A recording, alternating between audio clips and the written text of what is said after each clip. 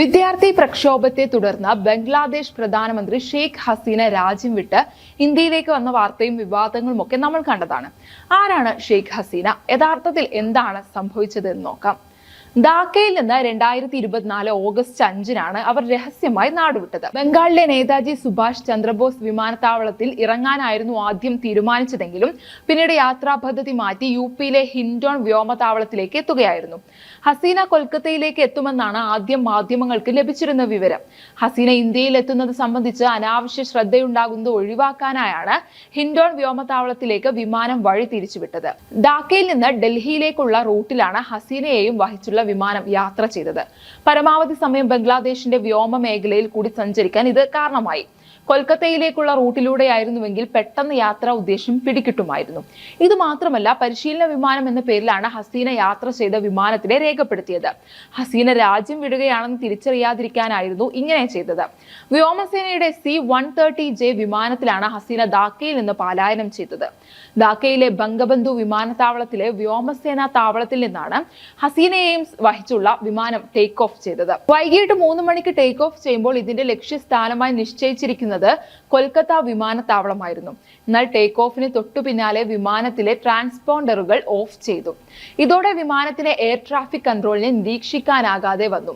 വിമാനം India Bangladesh അതിർത്തിയോട് അടുത്തെത്തിയപ്പോഴാണ് ട്രാൻസ്പോണ്ടറുകൾ on ചെയ്തത്. പിന്നാലെ വിമാനത്തിന് ഇന്ത്യയിലേക്ക് പ്രവേശിക്കാൻ അനുമതി നൽകി. തുടർന്ന് കൊൽക്കത്തയിലേക്ക് റൂട്ട് മാറ്റാതെ നേരെ ഡൽഹി റൂട്ടിലേക്ക് സഞ്ചരിക്കുകയും ഹിൻഡോൺ വ്യോമതാവളത്തിൽ വിമാനം ലാൻഡ് ചെയ്യുകയുമായിരുന്നു. ഷെയ്ഖ് ഹസീനയ്ക്ക് ബംഗ്ലാദേശ് വിടേണ്ടി വന്ന സാഹചര്യം എന്താണെന്ന് നോക്കാം.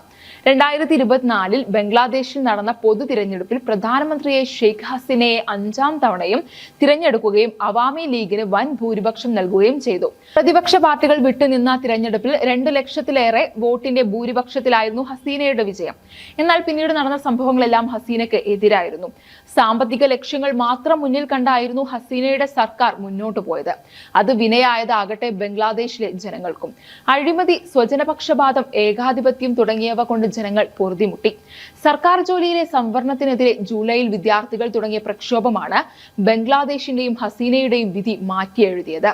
സ്വതന്ത്ര സമര സേനാനികളുടെ പിന്തുടർച്ചക്കാർക്ക് 30% ഉൾപ്പെടെ സർക്കാർ ജോലികളിൽ 56% സംവരണം നൽകുന്ന സംവിധാനം ബംഗ്ലാദേശ് ഹൈക്കോടതി പുനഃസ്ഥാപിച്ചതോടെ വിദ്യാർത്ഥികൾ പ്രക്ഷോഭം തുടങ്ങി.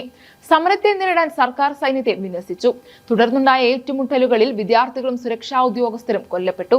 പിന്നീട് തൊഴിൽ സംവരണം റദ്ദാക്കി സുപ്രീം കോടതി വിധി പ്രഖ്യാപിച്ചെങ്കിലും വിദ്യാർത്ഥി പ്രക്ഷോഭം സർക്കാർ വിരുദ്ധ പ്രക്ഷോഭമായി രൂപം മാറി. 600-ലേറെ പേർ കൊല്ലപ്പെട്ടു. പ്രക്ഷോഭകർ പ്രധാനമന്ത്രിയുടെ വസതിയിലേക്ക് ഇടിച്ചു കയറുമെന്ന ഘട്ടത്തിൽ ഓഗസ്റ്റ് 5-ന് രാജ്യം വിട്ട ഷെയ്ഖ് ഹസീന ഇന്ത്യയിൽ അഭയം തേടി. പ്രതിപക്ഷമായ ബംഗ്ലാദേശ് നാഷണലിസ്റ്റ് പാർട്ടിയുടെ നേതൃത്വത്തിൽ പുതിയ സർക്കാർ രൂപീകരിക്കുമെന്നാണ് കരുതിയതെങ്കിലും നൊബേൽ ജേതാവ് മുഹമ്മദ് യൂനിസിന്റെ നേതൃത്വത്തിൽ ഇടക്കാല സർക്കാർ വേണമെന്ന് സമരത്തിന് നേതൃത്വം നൽകിയ വിദ്യാർത്ഥി കൂട്ടായ്മ ആവശ്യപ്പെട്ടു. തുടർന്ന് യൂനിസ് നയിക്കുന്ന കാവൽ സർക്കാർ നിലവിൽ വന്നു. സുതാര്യമായ തിരഞ്ഞെടുപ്പ് നടത്തി ജനങ്ങൾ തിരഞ്ഞെടുക്കുന്ന സർക്കാരിന് ഭരണം കൈമാറുകയാണ് തങ്ങളുടെ ദൗത്യമെന്നാണ് യൂനിസ് പ്രഖ്യാപിച്ചിട്ടുള്ളത്. ബംഗ്ലാദേശിലെ നയങ്ങൾ ഇന്ത്യയെ സംബന്ധിച്ചും നിർണായകമാണ്. ന്യൂനപക്ഷങ്ങൾക്ക് നേരെയുള്ള ആക്രമണങ്ങൾ, ഷെയ്ഖ് ഹസീനയുടെ തിരിച്ചുപോക്ക്, പാകിസ്ഥാനുമായുള്ള ചൈനയുമായുമുള്ള ബംഗ്ലാദേശിന്റെ അടുപ്പം തുടങ്ങിയവ ഇന്ത്യയെ അലട്ടുന്ന ഒരു കാര്യമാണ്. അതുകൊണ്ട് തന്നെ ബംഗ്ലാദേശുമായുള്ള വിദേശ നയത്തിൽ അതിതീവ്ര ശ്രദ്ധയോടെ മാറ്റങ്ങൾ വരുത്തി മുന്നോട്ട് പോവുകയാണ് ഇന്ത്യ. 1996 ജൂൺ മുതൽ 2001 ജൂലൈ വരെയും പിന്നീട് വീണ്ടും 2009 ജനുവരി മുതൽ 2024 ഓഗസ്റ്റ് വരെയും ബംഗ്ലാദേശിന്റെ 10ാമത്തെ പ്രധാനമന്ത്രിയായിരുന്നു ഹസീന. അവരുടെ 2ാമത്തെ ഭരണകാലമാണ് രാജ്യത്തിന്റെ സ്വാതന്ത്ര്യത്തിന് ശേഷമുള്ള ഏറ്റവും ദൈർഘ്യമേറിയ ഭരണം. വിമർശകർ ഇതിനെ സ്വേച്ഛാധിപത്യവും പ്രഭുവർഗവാഴ്ചയും എന്ന് വിശേഷിപ്പിച്ചു. 2024 ജൂലൈ വിപ്ലവത്തെ തുടർന്ന് അവർ രാജിവെക്കുകയും ഇന്ത്യയിലേക്ക് നാടുകടത്തുകയും ചെയ്തു. ബംഗ്ലാദേശിന്റെ സ്ഥാപക പ്രസിഡന്റായ ഷെയ്ഖ് മുജിബുർ റഹ്മാന്റെ മകളാണ് ഹസീന. തുങ്കിപാര ഷെയ്ഖ് രാഷ്ട്രീയ കുടുംബത്തിലെ അംഗവുമാണ്. 1975 ഓഗസ്റ്റിൽ പിതാവിന്റെ വധത്തിന് മുമ്പ് അവർക്ക് രാഷ്ട്രീയത്തിൽ കാര്യമായ സാന്നിധ്യമില്ലായിരുന്നു. പിന്നീട് അവർ ഇന്ത്യയിൽ അഭയം തേടുകയും അവാമി ലീഗിൽ പങ്കെടുക്കുകയും അതിന്റെ പ്രസിഡന്റായി തിരഞ്ഞെടുക്കപ്പെടുകയും ചെയ്തു. ഇന്ത്യയിൽ താമസിക്കുന്ന സമയത്ത് അവർ ഇന്നും ആ സ്ഥാനത്ത് തുടരുന്നു. 1981 ബംഗ്ലാദേശിലേക്ക് മടങ്ങിയതിനു ശേഷം അവരും അവരുടെ പാർട്ടിയായ അവാമി ലീഗും സൈനിക ഏകാധിപതി ഹുസൈൻ മുഹമ്മദ് എർഷാദിനെതിരെ ജനാധിപത്യ അനുകൂല പ്രസ്ഥാനത്തിൽ പങ്കാളിയായി. 1990കളിലെ ബംഗ്ലാദേശ് ബഹുജന പ്രക്ഷോഭത്തിലും 1991 ബംഗ്ലാദേശ് പൊതുതിരഞ്ഞെടുപ്പിൽ പാർലമെന്ററി ജനാധിപത്യം പുനഃസ്ഥാപിക്കുന്നതിലും കലാശിച്ചു. 1991 തിരഞ്ഞെടുപ്പിൽ ഖാലിദ സിയയുടെ BNPയോട് ഹസീനയും അവാമി ലീഗും പരാജയപ്പെട്ടു. നേരിയ വ്യത്യാസത്തിനായിരുന്നു തോൽവി. പ്രതിപക്ഷ നേതാവെന്ന നിലയിൽ സിയയുടെ ബംഗ്ലാദേശ് നാഷണലിസ്റ്റ് പാർട്ടി തിരഞ്ഞെടുപ്പ് സത്യസന്ധമില്ലായ്മ ആരോപിച്ച് ഹസീന പാർലമെന്റ് ബഹിഷ്കരിച്ചു. തുടർന്ന് അക്രമാസക്തമായ പ്രകടനങ്ങളും രാഷ്ട്രീയ പ്രക്ഷുബ്ധതയും ഉണ്ടായി. ഒരു കാവൽ സർക്കാരിനെ അനുകൂലിച്ച് ഖാലിദ സിയ രാജിവെച്ചു. തുടർന്ന് 1996 ജൂണിലെ തിരഞ്ഞെടുപ്പിന് ശേഷം ഹസീന പ്രധാനമന്ത്രിയായി. 2001 ജൂലൈയിൽ കാലാവധി അവസാനിച്ചു. ഹസീനയുടെ വിജയത്തെ തുടർന്ന് ഖാലിദ സിയ അധികാരമേറ്റു. 2006-2008 രാഷ്ട്രീയ പ്രതിസന്ധിക്കിടെ കൊള്ളയടിക്കൽ കുറ്റത്തിന് ഹസീനയെ കസ്റ്റഡിയിലെടുത്തു. ജയിൽ മോചിതയായ ശേഷം 2008 തിരഞ്ഞെടുപ്പിൽ അവർ വിജയിച്ചു. 2014 പൊതുതിരഞ്ഞെടുപ്പിൽ BNP ബഹിഷ്കരിക്കുകയും അന്താരാഷ്ട്ര നിരീക്ഷകർ വിമർശിക്കുകയും ചെയ്ത ഒരു തിരഞ്ഞെടുപ്പിൽ അവർ 3ാം തവണയും വീണ്ടും തിരഞ്ഞെടുക്കപ്പെട്ടു. 2017 മ്യാൻമറിലെ വംശഹത്യയിൽ നിന്ന് പലായനം ചെയ്ത ഏകദേശം 1 ദശലക്ഷം റോഹിംഗ്യകൾ രാജ്യത്ത് പ്രവേശിച്ചതിനു ശേഷം അവർക്ക് അഭയവും സഹായവും നൽകിയതിന് ഹസീനയ്ക്ക് അംഗീകാരവും പ്രശംസയും ലഭിച്ചു. അക്രമത്താൽ തകർന്നതും വഞ്ചനാപരമാണെന്ന് വ്യാപകമായി വിമർശിക്കപ്പെട്ടതുമായ 2018-2014 തിരഞ്ഞെടുപ്പുകൾക്ക് ശേഷം അവർ 4ാമത്തെയും 5ാമത്തെയും തവണ വിജയിച്ചു. അവരുടെ 2ാമത്തെ പ്രധാനമന്ത്രി പദം സാമ്പത്തിക ദുർവിനിയോഗവും വ്യാപകമായ അഴിമതിയും നിറഞ്ഞതായിരുന്നു.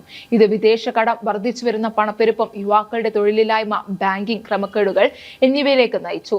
ഈ കാലയളവിൽ ഏകദേശം $150 ബില്യൺ അല്ലെങ്കിൽ 17.6 ലക്ഷം കോടി രൂപ ബംഗ്ലാദേശിൽ നിന്ന് നിയമവിരുദ്ധ മാർഗങ്ങളിലൂടെ കടത്തിവിട്ടു. 2022 ഹസീനയുടെ രാജി ആവശ്യപ്പെട്ട് സർക്കാർ വിരുദ്ധ പ്രതിഷേധങ്ങൾ പൊട്ടിപ്പുറപ്പെട്ടു. 2024 ജൂണിൽ സർക്കാർ ജോലികളിലെ ക്വാട്ട പരിഷ്കരിക്കണമെന്നാവശ്യപ്പെട്ട് രാജ്യത്തുടനീളം പുതിയ വിദ്യാർത്ഥി പ്രതിഷേധങ്ങൾ പൊട്ടിപ്പുറപ്പെട്ടു.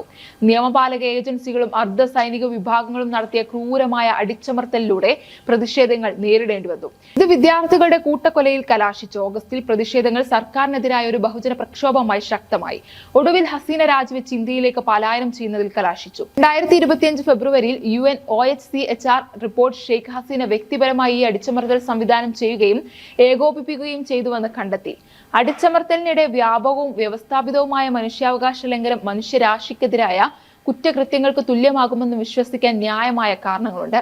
അവരുടെ പ്രധാനമന്ത്രി പദത്തിന് കീഴിൽ ബംഗ്ലാദേശ് ജനാധിപത്യപരമായ വലിയ പരാജയം നേരിടേണ്ടി വന്നു എന്ന് പരക്കെ കണക്കാക്കപ്പെടുന്നു. അവരുടെ സർക്കാരിന് കീഴിൽ വ്യാപകമായ നിർബന്ധിത തിരോധാനങ്ങളും നിയമവിരുദ്ധ കൊലപാതകങ്ങളും ഹ്യൂമൻ റൈറ്റ്സ് വാച്ച് രേഖപ്പെടുത്തി.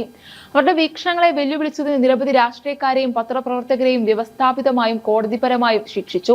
2014 മുതൽ ബംഗ്ലാദേശിൽ പത്രസ്വാതന്ത്ര്യം തടയുന്നതിനുള്ള ഹസീനയുടെ മാധ്യമ നയത്തെക്കുറിച്ച് 2021 റിപ്പോർട്ടേഴ്സ് വിത്തൌട്ട് ബോർഡേഴ്സ് ഒരു നെഗറ്റീവ് വിലയിരുത്തൽ നൽകി. 20 വർഷത്തിലേറെയായി അവർ പ്രധാനമന്ത്രി സ്ഥാനത്ത് സേവനമനുഷ്ഠിച്ചു. ബംഗ്ലാദേശിന്റെ ചരിത്രത്തിൽ ഏറ്റവും കൂടുതൽ കാലം പ്രധാനമന്ത്രിയായി സേവനം അനുഷ്ഠിച്ചയാൾ കൂടെയാണ് ഹസീന. അങ്ങനെ ലോകത്തിലെ ഏറ്റവും കൂടുതൽ കാലം സേവനമനുഷ്ഠിച്ച വനിതാ സർക്കാർ തലവയായി അവർ മാറി. News desk IBN Malayalam.